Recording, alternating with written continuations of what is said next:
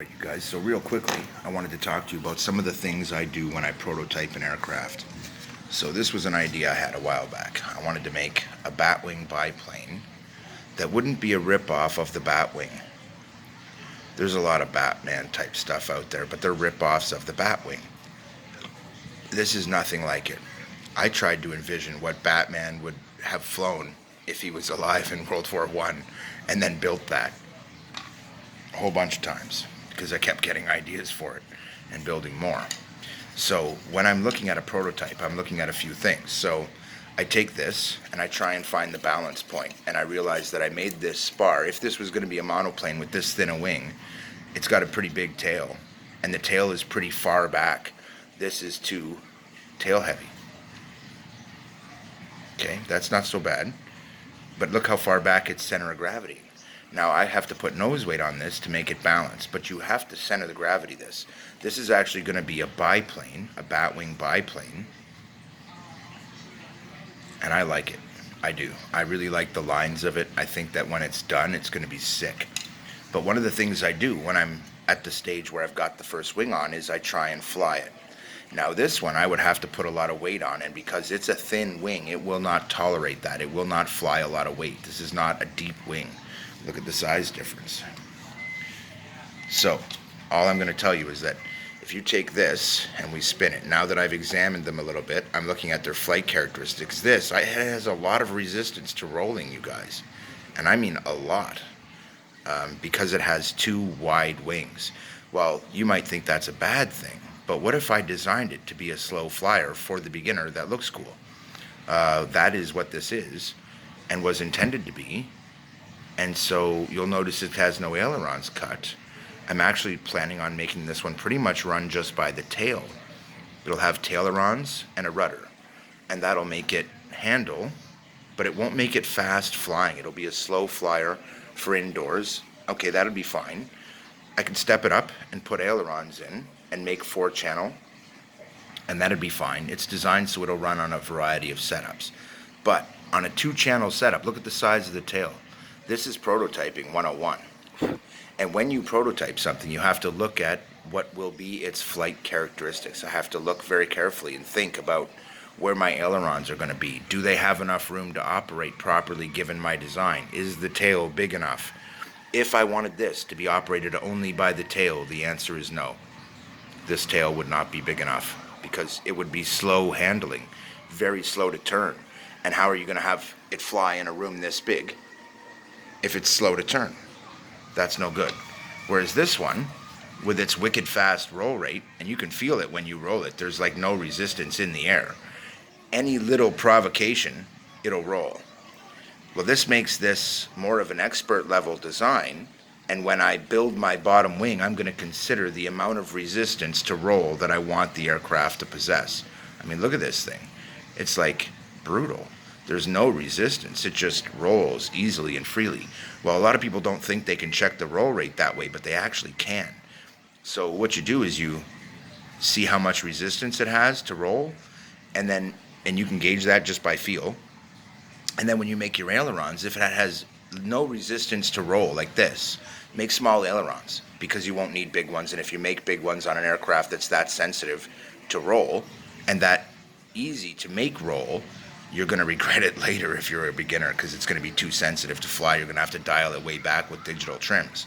I can make this to operate without the digital trims, but I need to be very careful in how I engineer it so that as I do, I don't give it too crazy a roll rate. This is one of the reasons I've decided to take on this line of aircraft. I have a good design ethos. I will not release an aircraft that doesn't fly well. This is gorgeous. It looks cool, but if I released it just the way it is, it would be too crazy. It wouldn't be the beginner aircraft that I want it to be.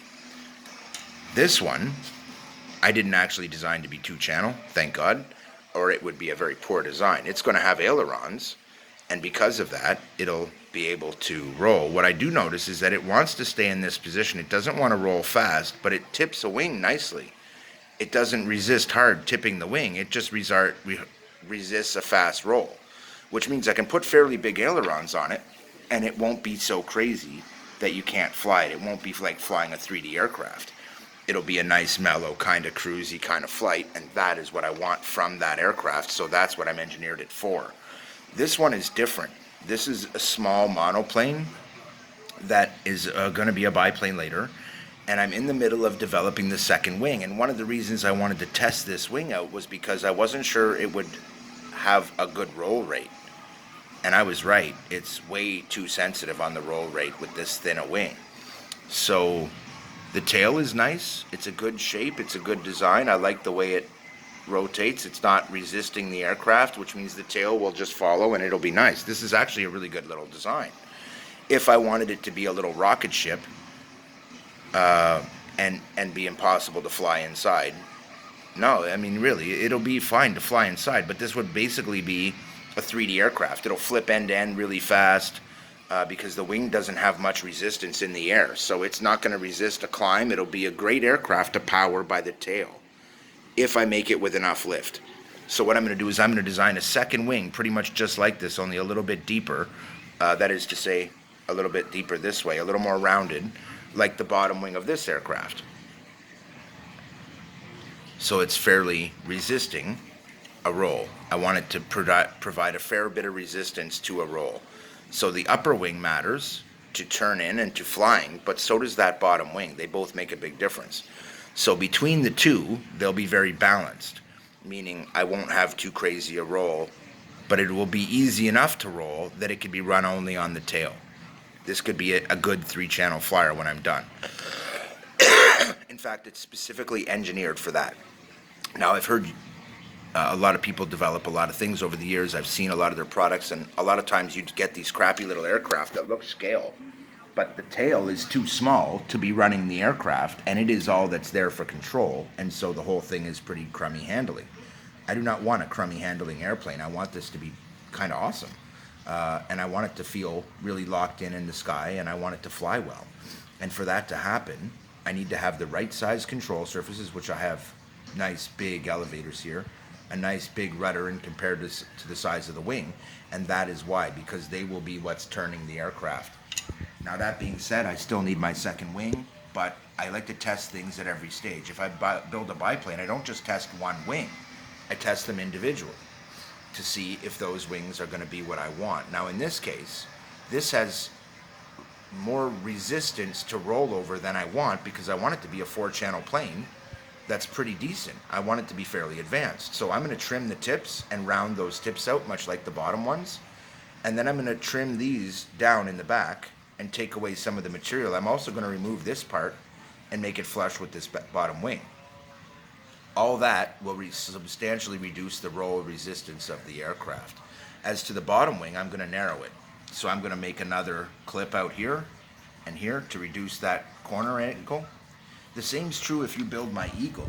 I built it for a roll rate that I would want, but if you want a bigger roll rate, it gives you lots of material on the top and bottom wing, and you could trim along the edges on various places. Decide your own scheme and just trim where you think it needs it. Trim it here, and that's what I'm going to do, and make this a nice sharp edge.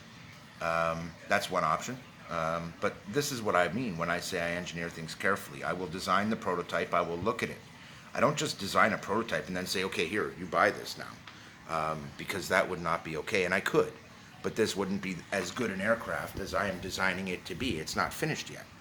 This is part of the design process I wanted to share with you guys because not too many people really show this kind of stuff. In fact, I've never seen anybody do it, but this is how I go about it. I like to feel the roll rate. And this tells me how much force is going to be involved too. If it takes too much force to roll the aircraft and you want to do a fast roll, it's going to be pretty hard on your servos. And if you're flying in the wind, it's going to be even harder. And that's one of the things I have to consider. If it has too much of a roll rate, if the wing is too heavy, it won't have enough roll ability, that would be bad. I want it to be able to turn in and corner nicely. This will do that because, as you can see, it takes very little provocation. I don't even have to try to roll it, and it'll fly inverted nicely. In fact, it wants to be upside down because of where the weight is. That's not finished yet. This is actually going to be more like this, which will help with that, and the landing gear will hold all that in place. So I have a good design in mind. But even in that, I need to be careful about how big I make each surface. I'm going to trim this one down just a little on the front and back edge to make this wing smaller. And I'm going to do the exact same thing to this wing. Trim it out a little bit, just a little, to make it a little smaller so it rolls a little more freely, so that the controls won't have to work as hard to roll the aircraft. But it's also because I want it to be fairly sensitive on the controls. I don't want it to be really slow handling. I want it to be able to turn fairly quickly. But this one isn't designed to be aerobatic. This isn't that. This is more of a beginner type of aircraft. So I have to be careful when I lay out my ailerons not to make them too close to the tips or too big so that it won't roll too fast. In addition, I have to think about the amount of force that's going to be put on the aircraft when I roll it in the wind. And if it's going to be too much that it rips the wings off, I need to brace the wing. This wing will be braced on the top and on the bottom by landing gear and a few other things. So we're not done yet. Not even close. I just wanted to show you guys where this design is right now. And you can track the changes between this video and the next. I don't always do a build series on every bird. And the reason is this is pretty much number 17 and number 18 on my designs right now that I've built. And I design a lot of things and I build a lot of things that I don't film because I'm not sure if it's going to be something I want to put up. I'm not sure if it's done. I'm not sure if it's going to look good. This one I wasn't sure I was going to like the look of it. And the truth is I do. I very much like the look of it, but I don't like the tail. I've decided the base of this tail is too thin, and there's a couple other things I don't like about it, so I'm going to redo the tail. But I've decided I really do like this. It came out really good. I like my little ski with its suspension. That actually works. So this is good, and it's showing me where my design is in the right and where it's in the wrong. I've done a lot of things right here. It flies well. It handles well. It's going to perform well when it's finished. But there's all these little considerations that come into play. For example, this tail would have to be double this size if I wanted to run it only off the tail. This would be about the right size, maybe. Depends on how effective it is. Depends on how resistant the wing is to being pushed around. For example, on this aircraft, if I want to run it on the tail, there's really no resistance. This aircraft offers no resistance to any direction of travel you might want to give it. Whereas this offers a lot of resistance. So they need different size ailerons proportionally to give the exact same level of performance. And that is something that I consider carefully before I build anything, is how much roll rate it's going to have, how much climb rate, how much dive rate, and then I tailor that for the aircraft that I want. Now, it's got to be within a realm of reason. So you may find it a bit too sensitive for you. Dial it back. But don't buy an aircraft like this and expect it to be insensitive. Anything you buy that's really thin, streamlined like that, will be faster. That's just how it is. It's a very light aircraft, which means it'll be fairly quick unless I go out of my way to slow it down. And because I'm engineering these to be a slow flying series, I actually intended this one to be a monoplane, built it, and then said, no, this needs to be a biplane for all the reasons I just listed. Or a much bigger mono wing. I could make it much wider wingspan. I could make it change the design totally. But if I scale it up and make it this thick, it's also going to be this long. And I don't really want to make it long. I wanted to keep it in my 6 to 7 inch series, which means it's going to be a biplane. If you guys are wondering why I make so many biplanes, this is why. I can make you sick monoplanes, but they will not be beginner friendly. And I kind of want them all to be beginner friendly indoor flyers that you could buy. I do have some that are made for more aggressive flying. I could release this one as that, but then it needs a bigger wing to get more lift, and it has nowhere to mount the electronics. When you do a biplane, at least I can put the electronics inside the wing, and it gives me a place to manage that stuff, which is one of the reasons I'm going to do that with this aircraft. So this one's actually going to have a very unique stance on the ground, because unlike my other aircraft where all my biplanes, the bottom wing is mounted on the spar and the top wing is actually supported off of it. Unlike my Eagle and this one, where it's supported on the spar but bent around, this one won't be. It'll be a solid wing all the way across the bottom that is supported by standoffs, and then it'll have a landing gear on top of that. So it'll sit like this on the ground.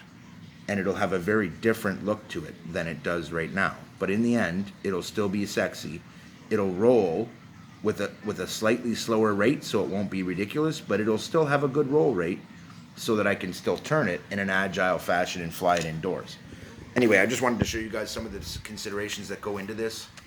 This may not seem like a big deal to some of you, and you may wonder why I'm even showing you this, but this is highly recommended if you're going to design your own aircraft. The first thing you do is you build it. Then you glide test it, you CG test it, you dynamically balance it, and while you're doing that, you spend a lot of time doing what I'm doing, looking at it in every angle, imagining in your mind how it's going to fly through the wind. Even grab it and pull it, throw it, fly it. Anything you can do. Roll it between your fingers to feel the roll rate. And you can, believe it or not, that is the best way to feel the roll rate. Instead of guessing about it. I don't guess. I engineer. Keith out.